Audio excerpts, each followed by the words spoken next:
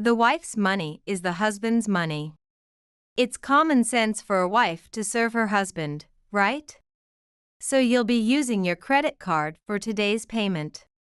If you don't obey silently, I'll divorce you. With a sinister smirk, my husband, Scott, whispered to me. He had booked a luxury restaurant without my knowledge and gathered 15 family members, insisting on paying with my credit card. That was a card he had stolen from me. It was an unbelievable situation, but I remained utterly calm. The wife's money is the husband's money? It's common sense for a wife to serve her husband? I've never heard such a thing, but it doesn't concern me. Because I've been single for a month now. Huh? What nonsense are you talking about? When did we get divorced? Don't lie because you're upset. Well, you don't have to believe me. I'm just stating the facts. And I have one more important thing to tell you. The credit card you stole from me? It's already canceled. You really are foolish for booking a luxury restaurant without knowing that. Huh? Lindsay, are you making fun of me? I'll really divorce you. Scott yelled in anger, but I was still calm because I knew everything. Today, I would expose his true nature in front of our relatives. They were already murmuring, likely due to his loud voice. The in-laws approached us as representatives of the relatives, both wearing worried expressions. What's wrong, Scott? Why are you raising your voice all of a sudden? That's right. We're not the only ones here. There are other customers around. Lindsay, your face looks scary. What happened? Scott looked at me, his face saying, "Don't say anything." I had seen that face many times before. He wanted to silence me with his silent pressure. But I was determined not to be controlled by him anymore. I stared back at him silently, but he turned to face the in-laws instead. Mom, Dad, it's nothing. Just a little marital spat. I booked a luxury restaurant, so she's worried about the budget. I told her I would pay, so it's all good. Indeed, we rarely come to such an upscale restaurant. Are you sure it's okay? It's okay. Don't worry. I've been saving to treat everyone today. I thought, he's really good at pretending in front of my in-laws. Scott lied with ease, but I was no longer surprised by it. I sighed secretly so he wouldn't notice, then explained the situation to the in-laws. Actually, Scott has stolen my credit card from my wallet without me noticing. And now he is insisting that I should be paying with that card today. What? What do you mean? He stole your credit card? Isn't Scott paying today? I thought he said that himself. We've gathered here today because he told everyone so. The in-laws and all the relatives were shocked by my words. As I glared at Scott again, he began to sweat. He was used to controlling me, but this exposure was unexpected for him. There's no way I would force Lindsay to pay in this situation. Mom, Dad, don't be fooled by her words. What? But you just said earlier that I should be paying with my credit card. No, I didn't say that. I said I wanted you to pay with your credit card. Because I realized I didn't have enough when I checked my wallet just now. We're husband and wife, so it shouldn't be a big deal, right? Scott desperately tried to cover up, claiming he hadn't forced me to pay but had intended to ask me. However, the in-laws couldn't believe his words and started questioning me. Lindsay, could there be some mistake? Scott said he was just trying to ask you. Yeah, right. It's hard to believe that Scott would force you to pay with your credit card. Right. I would never do such a thing. You guys know me so well. Scott took advantage of the in-laws' confusion to continue denying everything. It was all in vain. Now, just come with me. Go and make the payment. Scott was probably thinking my threat about the card being cancelled was just a bluff. I laughed inwardly at how foolish he was. When the payment was rejected, his face turned pale. What's wrong, Scott? You look so pale. Your card wasn't accepted. What did you say? You need to speak clearly, I don't understand. Your card wasn't accepted. That's what I told you, isn't it? The credit card has been cancelled. As I stated this plainly, Scott's face grew even paler. Seeing him like this, the in-laws' faces also darkened. They had trusted Scott, but his unraveled behavior made them start to believe my story about him stealing my credit card. Either way, my credit card was unusable. Scott's panic was only increasing. Why? Why did you cancel it? Why? Because I knew you would steal it. I had an opportunity to know that. Seeing me smirk cunningly, Scott looked confused, as if he had no clue. Then I decided to reveal his true nature to the in-laws and the relatives. Actually, there's something I haven't told you too. Since a year ago, Scott has been coming home less frequently. Since he works at your company, Dad, which is a major corporation. I understand that Scott is busy. However, he started going out even on holidays. And he began canceling our anniversary plans at the last minute, claiming sudden work. What? That can't be true. Not Scott. Of course, the mother-in-law couldn't believe it. And the father-in-law next to her was almost the same, frowning deeply. Yet, I continued to get to the heart of the matter. Recently, Scott started to pay more attention to his appearance. To tell the truth, he started using my credit card to buy things online without my knowledge. So, I asked Scott for proper couples time and not to use my card without permission. But he wouldn't listen, saying it was common sense for a wife to serve her husband. And even threatened me with divorce if I didn't like it. The in-laws' gazes shifted to Scott simultaneously. They were still half in doubt, but if what I said was true, Scott was deceiving not just me, but also the in-laws and the relatives. It was a very bad situation for him. Lindsay doesn't seem to be joking. Scott, could you really have? Scott steps forward as if to interrupt me, wanting to take the initiative before the in-laws can question him further. He fixes a sharp gaze on me as he speaks. If you're going to accuse me that much, you must have some evidence, right? If it's just your word, you can say anything. Even in this situation, Scott looks down on me from a position of perceived superiority.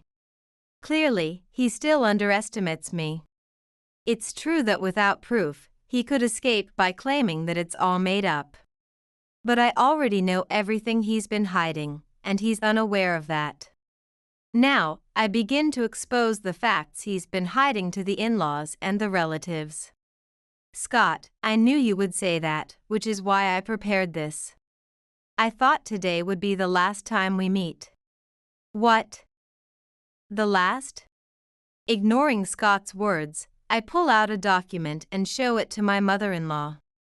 Lindsay, what is this? She is so shocked that she nearly crumples the document in her grasp. She shows it to the other female relatives, who exclaim in unison. What is this? This can't be possible. Meanwhile, the male relatives seem unable to keep up with the unfolding situation. No wonder, since the document contains a purchase history of luxury women's brand products. Scott, this purchase history is yours, isn't it? Why have you been buying so many women's luxury brand items? And with my credit card, no less. I haven't received any luxury items from you, though. What? Scott, you bought all these brand products with Lindsay's credit card. And didn't give her a single one. What's going on? My mother-in-law raises her voice unabashedly, indicating just how implausible she finds the situation. The amount Scott had spent was over $10,000, which significantly contributes to her shock. Not just my mother-in-law, but also other female relatives begin to berate Scott, saying, "Unbelievable." Scott falls silent, seemingly lost in thought, but then he speaks in a barely audible whisper. "I was giving them as gifts to the female employees at work. They often gave me treats and stuff." His explanation is weak, and it seems he wasn't expecting me to have kept the purchase history. He's unprepared and scrambling for an excuse. However, his explanation is not entirely implausible. Scott is popular at work, and it seems that despite knowing he's married, female employees have been giving him various gifts. Even if that's the case, the fact remains that you used Lindsay's credit card without permission. How do you explain that? That's right. We didn't raise you to be someone who would steal other people's belongings. No matter that Lindsay is your wife, you can't just take someone else's property. The in-laws are furious with Scott. It's a matter of common sense. No matter the relationship between husband and wife, there are things one simply does not do. Well, everything is over now. I have nothing more to say. Lindsay, no.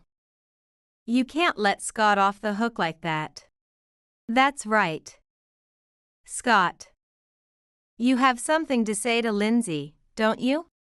Sorry, Lindsay, for using the credit card without asking. I just really wanted to give something back to the girls who had been kind to me. Scott, perhaps realizing he had provoked his parents' ire, admits to using my credit card and apologizes. He even shows a semblance of repentance, promising never to do it again. His apology is vehement. Watching this, the in-laws and relatives seem to accept his apology, albeit with some disbelief. But I'm the only one smiling inside because I know his apology is just an act. Without being pushed to his limits, Scott will continue to lie and make excuses. But I won't let that happen. With a mischievous grin, I slowly pull out my smartphone. Let's peel off his disguise. Surface-level apologies won't cut it. Can you say the same after hearing this? The moment Scott's gaze shifts to me, I press the play button.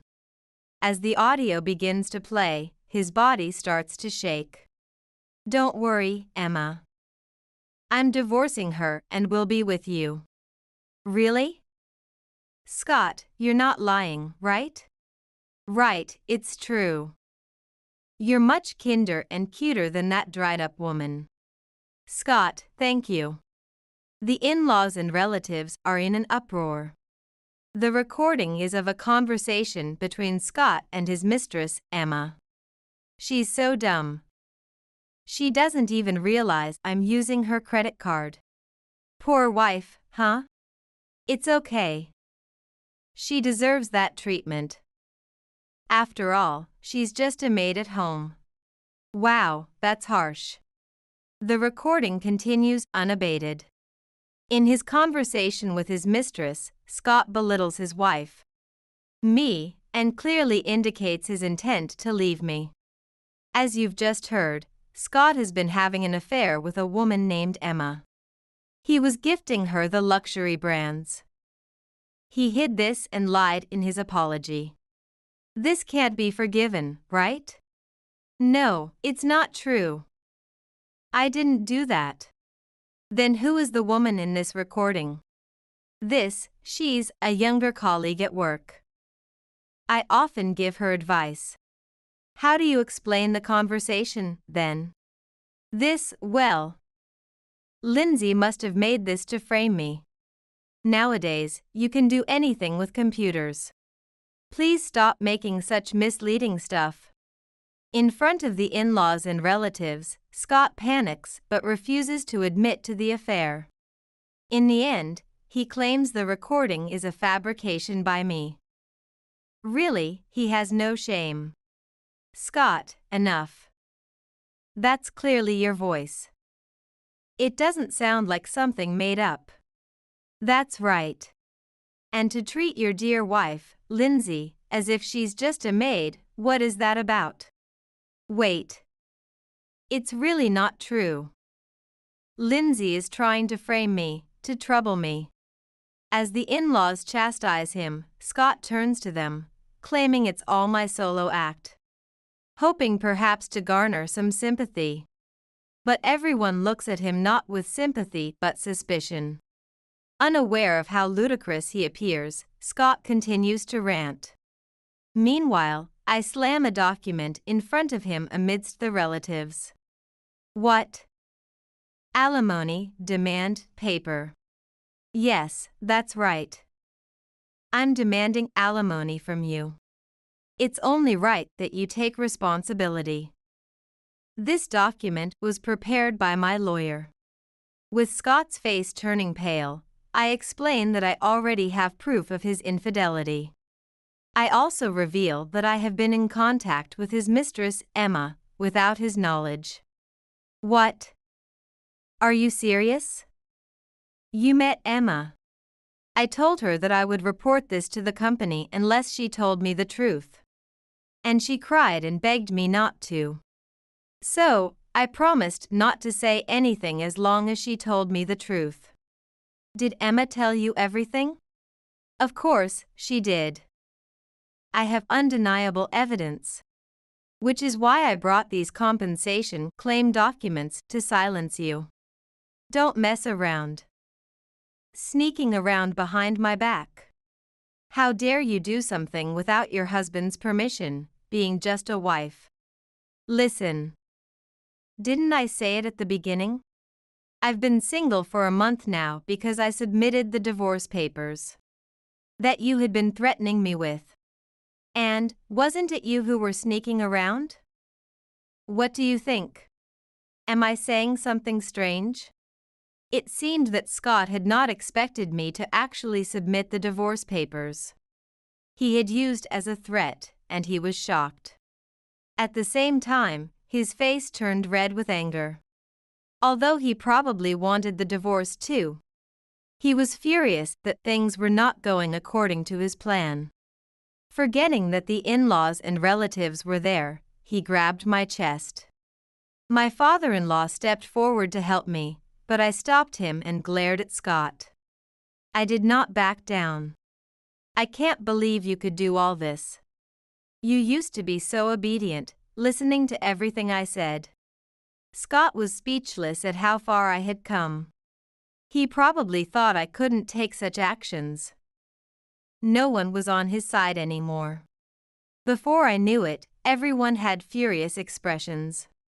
Scott, what kind of person are you? Treating your precious wife, Lindsay, like a maid, and on top of that, cheating and hurting her. We didn't raise you to be such a person. Scott, you are wrong. Lindsay is your wife, not a maid. Someone who can do such things casually doesn't belong in my company. You're fired. What? Fired? Wait a minute, Dad. I don't care. I'll ask someone else trustworthy to do your job, so you don't need to come from tomorrow. And don't expect any severance pay. With these words from the in-laws, Scott fell silent as if resigned. He also faced criticism from other relatives, shrinking more and more. Shut up. What? Shut up, shut up. I don't care about any of you anymore. Lindsay, if you've already filed for divorce, that makes things easier. Suddenly raising his voice, Scott defiantly declared that he would marry Emma. How could you say that? You deceive us and still say such things? You should apologize to Lindsay first. Ha! Why should I apologize? It's the fault of those who were deceived. Fired? I don't care. I'm competent, so I can make it in any other company. I never cared about your company, Dad. I only joined because you kept nagging about the air and stuff. All I need is Emma. Scott remained defiant. Apparently, he was seriously involved with Emma and didn't need anything else. Love blinds, as they say. The relatives were all standing, furious. But no matter what they said, Scott ignored them and didn't listen. I quietly spoke to him. Hey, Scott. What? If you don't apologize now, you'll definitely regret it later. I looked him in the eyes and gave him one last warning. But Scott scoffed at my words. I've regretted nothing but marrying you. You were truly a useless wife. You were never kind or considerate. To still not apologize to Lindsay at this point and say such things. I will not forgive this. You are not to enter our house ever again. That suits me fine. I was sick of it anyway. The only reason I married Lindsay was that you two were annoying me. About getting married. I planned to dump her when the time was right. I don't need to apologize to such trash. Despite being reprimanded by his father and facing disinheritance, Scott continued to belittle me until the end. So, you really won't regret it? There's no way I'll regret it. I'm going to be happy with Emma. With that, Scott left the restaurant. We watched him go. When he was out of sight, the in-laws apologized to me. Lindsay. I'm truly sorry. We believed everything Scott told us. Maybe if we had paid more attention to you, this wouldn't have happened. No, it's not your fault, Mother. It's also my fault for not telling you. Lindsay. We'll surely reach Scott. I promised to make him take responsibility. Thank you. But you don't need to do anything.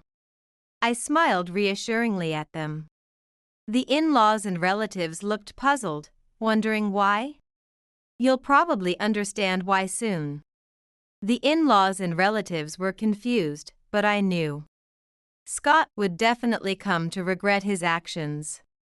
A few days later, my ex-husband returned to our home in a panic. Hey, what's going on? What could you possibly mean? Emma, she's disappeared. I can't reach her no matter how much I try. Oh, that's unfortunate. Lindsay, do you know something? With conviction, my ex-husband spoke. I handed him an envelope. He was shocked to look inside. Emma had been dating multiple men besides my ex-husband. Something akin to sugar dating.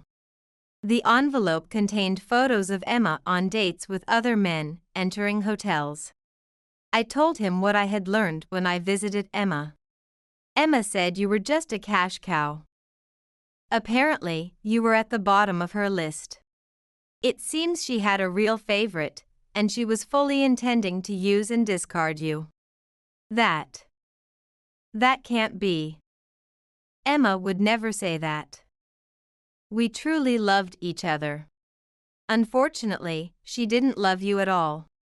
You were just a wallet to her, just like you intended to discard me. You ended up discarded by her. It's a lie. It's not a lie at all. After hearing all this, my ex-husband's face turned pale as he finally realized the gravity of his situation. For the first time, he sincerely apologized to me. Lindsay, I'm truly sorry. I was a fool. Please forgive me.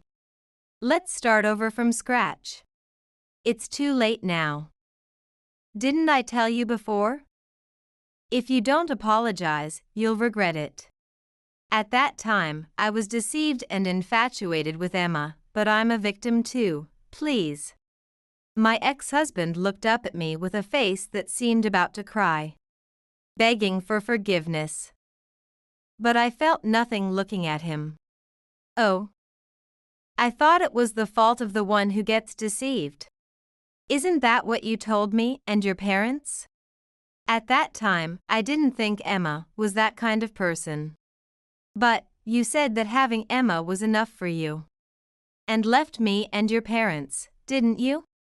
If you had told me about Emma back then, none of this would have happened. What are you talking about? You didn't even try to listen to me. Besides, I wanted you to regret it, so I wouldn't have told you even if you asked. My ex-husband's face turned from pale to white, collapsing to his knees and staring at the ground. What I can't forgive is that you deceived not only me but also your parents and our relatives. I'm sorry. Really sorry. Let's really start over, okay? I truly understand now that I need Lindsay. I'm telling you it's impossible. I have no feelings for you anymore. If you just pay what you owe me, that will be enough. That's so cruel. Ignoring my ex-husband's attempts to reconcile, I demanded alimony and also demanded that he pay for the expenses at the high-end restaurant, then left the house. I had no lingering feelings for Scott. May he atone for the suffering he caused me? I didn't look back. I had decided to only look forward. Afterward, my ex-husband was left alone. The only thing remaining with him was his debt. The cause seems to be not only his squandering on his affair with Emma, but also his habit of treating his colleagues to gain their favor, which he used to offload his work onto them. Originally, my ex-husband was not competent, but had used unscrupulous methods to elevate his standing. Naturally, without real skills, job hunting was difficult, and he fell into a miserable state. He always claimed he was excellent, but look at him now. Truly, he reaped what he sowed. The in-laws and relatives, knowing all about the incident, refused to help him in any way. On the other hand, I moved to a new apartment, returned to the company I worked at before getting married, and started a new life. With the support of my colleagues, everything went smoothly, and I felt lighter in spirit. Indeed, people should support each other. Unlike my ex-husband, who only thought of himself and hurt others, I want to live my life never forgetting to appreciate others.